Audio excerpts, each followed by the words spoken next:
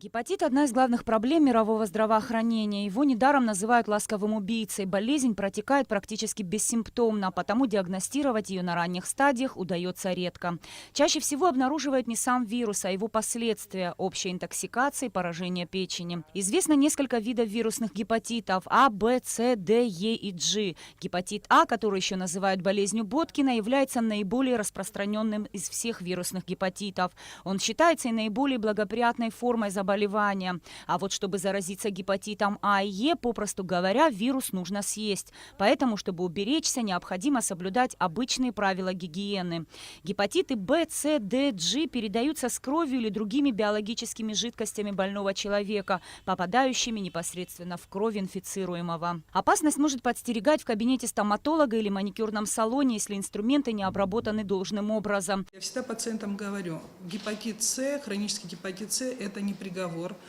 Заболевание, именно говорится о вирусном гепатите, заболевание излечимое, но пациенты должны понять, что последствия вируса, такие как цирроз печени или рак печени, это пожизненное заболевание, которое постоянно нуждается в наблюдении. С 2014 года в нашей стране обследовано порядка 70 тысяч человек. Обнаруженная форма заболевания в основном хроническая, говорят врачи. Как правило, все те, которые пациенты есть, у всех в хронической форме. То есть для вируса гепатита С характерна хронизация 85%, и только 10-15% встречается в острой форме. Что касается гепатита Б, то напротив, процентов 20-30% это хронизация, и только 60% это острой формы. К счастью, с 2003-2004 года в стране нет вспышки гепатита А. Специалисты констатируют, идет снижение количества людей с заболеванием гепатит. Зарегистрированы единичные случаи заболевания гепатитом А.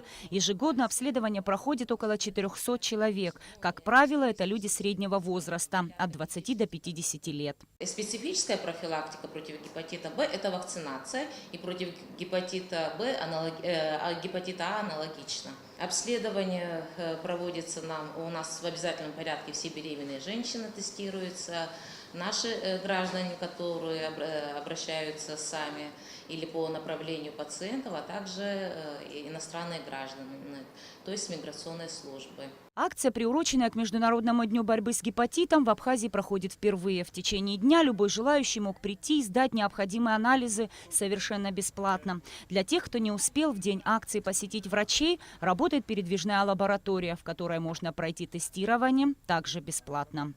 Нис Фаршба, Беслан Шхинджерия, Беслан Джинджоля, Абхазское телевидение.